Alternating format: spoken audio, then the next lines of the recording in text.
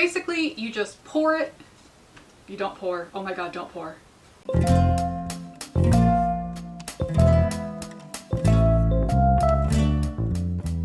I am quite likely poorly lit.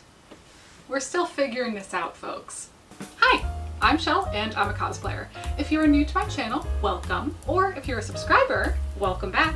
I usually take August off because it is my birthday month, and this is what Silver Falcon Cosplay got me for a birthday. Isn't it so cute? I love it so much. Thank you. But now we're back and I want to kick things off with 4 more tips to improve your cosplay. I've already done one of these videos, so if you haven't seen it, go check it out. First thing you should do to improve your cosplay is iron it. Or steam it. Or generally just get out the wrinkles.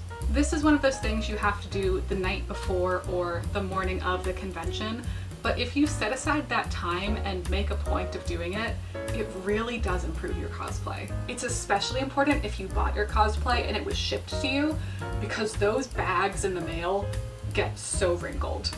Personally, I keep it pretty simple. I mainly use an iron.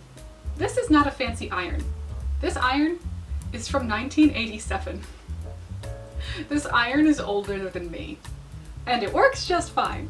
I've used this thing on like every single one of my cosplays. This is a mini ironing board, and I got this for free because someone at my college abandoned it during move out. However, not all fabrics should be ironed. Some are just like too delicate for it. So before you iron anything, I would recommend checking the fiber content of the item and just doing a quick Google search to make sure it's safe. If you can't iron something, a great option is to steam it with a garment steamer. Something else I like to use is wrinkle release spray. This is Downy Wrinkle Releaser. You can find it in the aisle at the store with like laundry detergent. And this stuff actually like works kind of freakishly well. Basically, you just spray this on whatever is wrinkled, and then you kind of pull the fabric taut so it's all smooth and nice. And then you just like let it go after a few seconds, and the wrinkles are gone. I don't know how this works. It might be magic, honestly. So there you go. You have 3 different options to unwrinkle your cosplay, and now you have no excuse for walking around the convention looking like a crumpled paper bag. This next tip goes out to all of my fellow cosplayers with massive foreheads. Velvet headbands. These are also known as wig grips, and oh my god, do I wish I bought one sooner.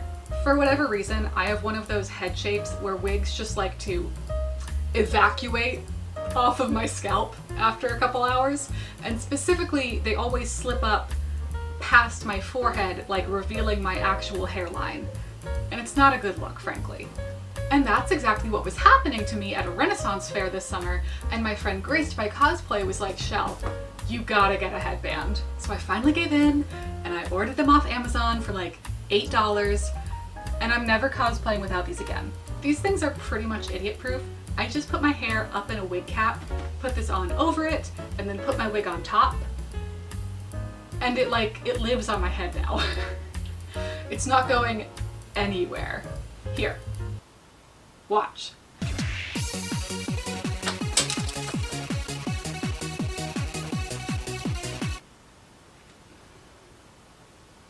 You see?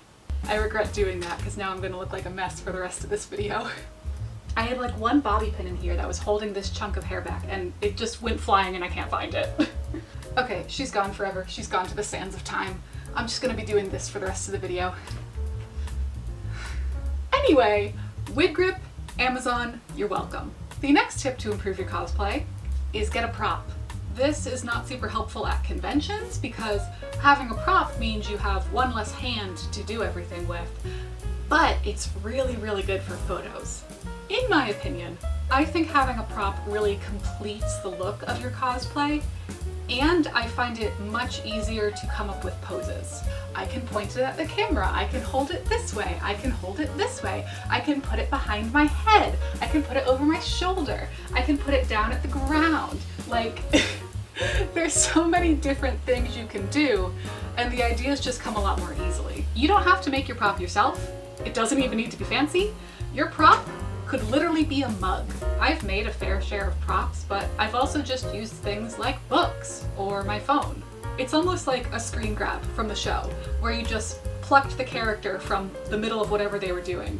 And I just always think it looks really cool.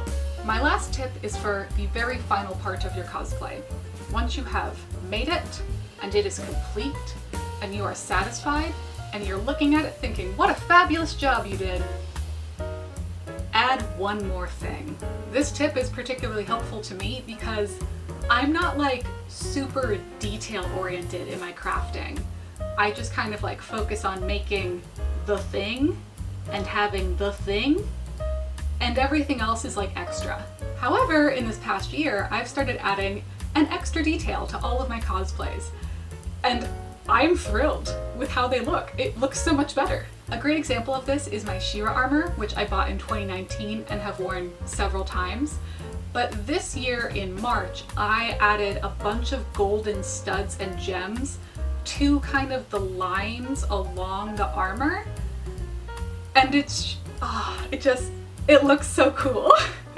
I've worn it like that to several conventions now, and every time people compliment me on the studs, and it's just so nice, and I feel so fancy, and I think it looks so much cooler, so much more visually interesting. Like, it just really kicks it up a notch, you know? Another good example is actually a current project that's sitting 10 feet that way, and that is my Elsa dress, which I have been ruthlessly gluing rhinestones to all week long. All of the little gems I've attached kind of catch the light and give off little like rainbows and shine, and it's just so magical and it's so worth it, and I'm so glad I like put in the time and effort of tweezering these tiny individual rhinestones because it really is such a great effect. And I also want to add that with both She-Ra and Elsa, I added the extra things after I'd already worn the cosplays several times. Your cosplay isn't done when you put it on. You can keep changing it. Honestly, changing my cosplays after I've already worn them is one of my favorite things to do because it's really cool to see the progress. So those were 4 tips to help you improve your cosplay even more. If you like this video, make sure to give it a thumbs up down below and hit that subscribe button. You can find me here on YouTube as well as Instagram, TikTok, and Facebook, all under Shellbelle Cosplay. Thank you so much for watching. I hope you have a wonderful day, and I will see you again next time. Bye! Do we think I will ever find that bobby pin that went flying to the floor? No, I think it is lost forever.